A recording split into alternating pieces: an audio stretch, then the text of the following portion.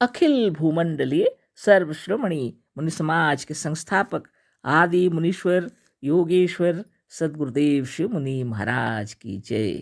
उपस्थित मुनि वृंद, साधु सज्जन वृंद, संत वृंद, साधक वृंद, आध्यात्म ज्ञान के जिज्ञासुओं और प्रेमियों, सभी श्रोता वृंद, आप सबको मेरा कोटिशः नमन, सप्रेम जय जीव।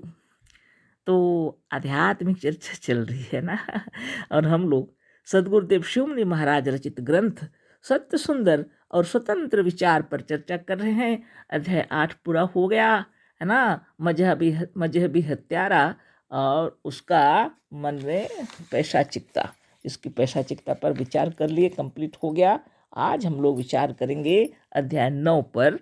शीर्षक दिए हैं सदगुरुदेव, लोग ईश्वर को क्यों मानने लगे। इसी पर आज चर्चा होगी, है ना। सदगुरुदेव लिख रहे हैं, उसको पढ़ते हैं। हमने अपने एक लेख में यह विस्तार के साथ सिद्ध कर दिया है कि वास्तव में ईश्वर को कोई नहीं मानता, और यह लेख इसी पुस्तक में छप चुका है। लोगों ने शपथ खाने और दूसरों पर इसी बहाने से प्रभाव डालने के लिए या ठगने के लिए ईश्वर को मान रखा है। मनुष्य के अंदर जब तक निश्चयात्मक और सच्चा ज्ञान नहीं होता, तब तक दो तरह की बुद्धि काम करती है। एक आत्म बुद्धि या स्वतंत्र बुद्धि, और दूसरी भय बुद्धि या कुबुद्धि। आत्म बुद्धि या स्वतंत्र बुद्धि को अंग्रेजी में कॉन्शियस और संस्कृत में इसे आत्मा या अंतःकरण कहते हैं। बहुत बड़ी बात है ना। सदगुरुदेव सिद्ध कर दिए हैं कि ईश्वर को कोई नहीं मानता, वो हम लोग पढ़ चुके। अब यहाँ पर फिर से चर्चा हो रही है कि ईश्वर को लोग क्यों मानने लगे। तो मनुष्य के अंदर जब तक निश्चयात्मक और सच्चा ज्ञान नहीं होता, तब तक दो तरह की बुद्धि काम करती है। मनुष्य के अंदर जब निश्चयात्मक बुद्धि आ जाती है, दृढ़ संकल्प हो जाता है, सच्चा ज्ञान हो जाता है, तब उसकी बुद्धि शुद्ध और निर्मल हो जाती है। लेकिन जब तक उसके अंदर में निश्चयात्मक और सच्चा ज्ञान नहीं होता, तब तक बुद्धि दो तरह की हम बतला रहे हैं गुरुदेव, है ना। बुद्धि काम करती है, दो तरह की काम करती है। एक को का आत्म बुद्धि है, और एक जिसको स्वतंत्र बुद्धि भी कहते हैं, और दूसरी है भय बुद्धि और कुबुद्धि। तो भय बुद्धि और कुबुद्धि तो बहुत ही गड़बड़ कर रहा, जितना जो कुछ है ना। आत्मबुद्धि या स्वतंत्र बुद्धि को अंग्रेजी में कॉन्शियस और संस्कृत में इसे आत्मा या अंतःकरण कहते हैं। तो आत्मबुद्धि और स्वतंत्र बुद्धि, जिसको सदगुरुदेव क्या बतलाते हैं, अपने अंतरात्मा की आवाज बतला रहे हैं। ज्ञान में ही शक्ति है, और आत्मज्ञान ही सबसे बड़ा ज्ञान है। अंधविश्वास छोड़कर अपने भीतर का शब्द सुनो, तुम्हारा सच्चा पथ प्रदर्शक तुम्हारे भीतर वर्तमान है, गुरुदेव लिखे हैं। बिना योग साधन से आत्म बुद्धि या स्वतंत्र बुद्धि की परख करना मुश्किल है। इसलिए गुरुदेव लिखे हैं, निश्चयात्मक और सच्चा ज्ञान बहुत जरूरी है। अब बताइए, तरह तरह की बातें लोग कर रहे हैं, ज्ञान से मुक्ति नहीं होती है, लिखे हैं। कुछ लोग चर्चा कर रहे हैं, हम देखे थे ना। वो सिर्फ चर्चा कर रहे हैं, दूसरों की किताब पढ़ के बता रहे हैं, बोल रहे थे। अपना उसमें कोई बात नहीं है, किताबें पढ़ रहे हैं और बता रहे हैं, बोले अच्छी बात है तो कोई बात नहीं। चार वाक के सिद्धांत के अंदर में बातें चल रही हैं, और वो बतला रहे हैं कि ये तो चार वाक का ज्ञान है, वो अपना हम उसमें नहीं कुछ डाल रहे हैं। तो चलिए, कोई बात नहीं, बहुत अच्छी बात है। उनका जिस दिन अपना ज्ञान बतलाएंगे तो ज़रूर महत्वपूर्ण बातें बतलाएंगे, मुझे ऐसा लगा। फिर उसके बाद देखिए, अपने गुरुदेव की किताबें हम लोग पढ़ रहे हैं, तो हम लोग तो चर्चा कर रहे हैं उस पर, है ना। अपने अनुभवजन्य ज्ञान के साथ में, सदगुरु के ज्ञान के साथ में हम लोग विचार विमर्श कर रहे हैं, है ना। तो यह बात है, सदगुरुदेव का कहना है कि ज्ञान में ही हमारी मुक्ति होती है, बिना ज्ञान से मुक्ति नहीं होगी। और आत्मज्ञान सबसे बड़ा ज्ञान है, उसके लिए अंधविश्वास छोड़ना पड़ेगा। तो ये अंधविश्वास क्या होता है? भय बुद्धि और कुबुद्धि। तो जब तक ये भय बुद्धि और कुबुद्धि दूर नहीं होगी, तब तक सच्चा ज्ञान नहीं होता। आत्मज्ञान जब दृढ़ हो जाता है और आपने आप में जब निश्चय हो जाता है कि अब सचमुच में ब्रह्म है, तो ये भय बुद्धि और कुबुद्धि जो है एक ही है, भय बुद्धि या कुबुद्धि लिखे गुरुदेव, सब नष्ट हो जाता है। और आत्मबुद्धि या स्वतंत्र बुद्धि जो है वो अपने आप को संचालित करने लगती है ना।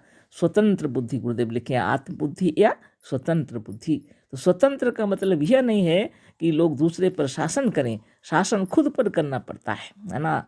जो अपने आप को शासित करने जानते हैं, जो अपने विचारों को शुद्ध बुद्ध निर्मल निरामय करके रखते हैं, उनको कहते हैं आत्मज्ञानी ना। वो निश्चयात्मक होता है उनका ज्ञान, सच्चा ज्ञान होता है उनको, आत्मज्ञान होता है जिनको वो बाहर की बातों को, ईश्वर की बातों को, इस सब को बिल्कुल ध्यान नहीं देते। वो अपने साधन ध्यान और तपस्या में रहते हैं, जिसको अंतःकरण कहते हैं ना।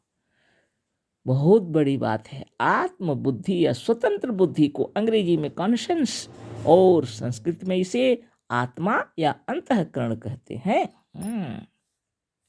अब इस अंतरात्मा के भीतर जब आप प्रवेश करेंगे है ना, और यह आत्मबुद्धि जब स्वतंत्र बुद्धि के समान अपने आप में कार्य करेगी, तब अपने हृदय से भय बुद्धि और कुबुद्धि नष्ट हो जाती है। तो परीक्षण करके देखिए खुद को। अपने हृदय में अभी भी भय है क्या ईश्वर के लिए, तो आप समझ लीजिए कि अभी और योग साधन करना अच्छा से पड़ेगा। निश्चित रूप से ध्यान लगाते रहिए। एक काम तो निश्चित रूप से करना पड़ेगा, एक ध्यान में डूब जाना चाहिए हमेशा और कार्य करना। हर कार्य के पहले आत्म ध्यान कर लीजिए है ना, जगते साथ आत्म ध्यान कर लीजिए है ना, फिर दूसरे काम कीजिए। तो आपको हमेशा महसूस होगा और आपकी तेजस्वी बुद्धि बनी रहेगी है ना। हम हैं अमर निरोग हैं, हम सर्वशक्तिमान हैं, सुंदर युवा बलवान है, धनवान है, भगवान है। इस बात को हृदय स्थल में जमा दीजिए अच्छे तरीके से है ना। आप कौन हैं है ना, तब समझ लीजिए कि अंतःकरण की आवाज़ आपको अच्छी तरह सुनाई पड़ेगी है ना। बहुत सारी बातें लिखे हैं सदगुरुदेव और हम लोग चर्चा किए, और हम लोग कितने धन्यवाद हम लोग हैं। अपने आप को धन्य समझ लेना चाहिए कि हम लोगों को सदगुरुदेव इस अंतःकरण की बुद्धि को शुद्ध करने का ज्ञान दिए हैं, और वह है यम नियम है ना। अपने अंतःकरण को पहचानने के लिए यम नियम, और इस यम नियम को और अच्छा और पक्का करने के लिए हम लोग को आसन, प्राणायाम, प्रत्याहार, धारणा, ध्यान और समाधि, अष्टांग योग का साधन करना पड़ता है।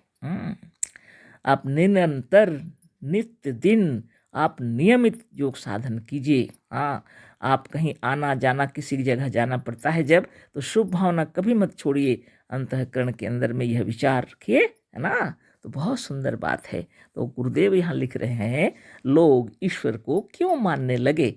तो ये चर्चा तो हम लोग भटक गए हम लोग तो अंतःकरण की आवाज़ की बात समझ गए। चलिए कोई बात नहीं, आगे फिर पढ़ लेते हैं है ना। लोग प्रायः कहा करते हैं कि इस बात को हमारी आत्मा स्वीकार नहीं करती, इस बात को अंतःकरण कबूल नहीं करता। वास्तव में यह आत्मबुद्धि या स्वतंत्र बुद्धि है। जब आपके भीतर यह विचार उत्पन्न हो रहे हैं, कोई कार्य, कोई विचार, कोई बातें जब आप सुन रहे हैं, करने के लिए कहा जा रहा है, तब आपके अंतरात्मा से ऐसा लग रहा है कि हमारी आत्मा इसे स्वीकार नहीं करती। इस बात को हमारी आत्मा स्वीकार नहीं करती, इस बात को अंतःकरण कबूल नहीं करता। ये रहा पहचान है ना। वास्तव में यह आत्म बुद्धि या स्वतंत्र बुद्धि है ना। वाह, धन्य आत्मा। अंतःकरण निर्णय, आज्ञा, शिक्षा या विचार साक्षात आत्मा की ओर से होता है, इसलिए हमने इसे आत्म बुद्धि कहा है। वाह, कितना सुंदर बता दिए गुरुदेव है ना। अंतःकरण का निर्णय जो कुछ होता है, आज्ञा जब अंतःकरण देती है, शिक्षा जब देती है हम लोग को, या विचार जब उत्पन्न होते हैं हमारे हृदय में, वह साक्षात आत्मा की ओर से होता है ना। साक्षात आत्मा की ओर से होता है, इसलिए हमने इसे आत्मबुद्धि कहा है। इसलिए सद्गुरुदेव कहते हैं अंतःकरण के निर्णय को, आज्ञा को, विचार को, शिक्षा को जो साक्षात आत्मा की ओर से आती है, इसलिए इस बुद्धि को सद्गुरुदेव किए हैं आत्मबुद्धि, है ना। इस बुद्धि की विरोधिनी बुद्धि है भय बुद्धि, और इसकी विरोधिनी बुद्धि है भय बुद्धि। तो इसके विरुद्ध में अंतःकरण के बाहर की बात जब होती है तो भय उसमें है। इसी इसी भय बुद्धि को जड़ बुद्धि या कुबुद्धि कहते हैं। जो भय बुद्धि है ना, उसको जड़ बुद्धि या कुबुद्धि कहते हैं। यानी मूर्ख बुद्धि भी कह सकते हैं, जड़ बुद्धि भी कह सकते हैं, कुबुद्धि भी कह सकते हैं, जो आत्मबुद्धि नहीं है। जब तक सच्चा ज्ञान नहीं होता तब तक इस कुबुद्धि का नाश नहीं होता, और यह कुबुद्धि प्रत्येक विचार और काम में अपनी टांग अड़ाया करती है। ये है मुसीबत ना। जब तक सच्चा ज्ञान नहीं होता तब तक इस कुबुद्धि का नाश नहीं होता, और यह कुबुद्धि प्रत्येक विचार और काम में अपनी टांग अड़ाया करती है। इसलिए सावधान मुनि वृंद और साधक वृंद, है ना।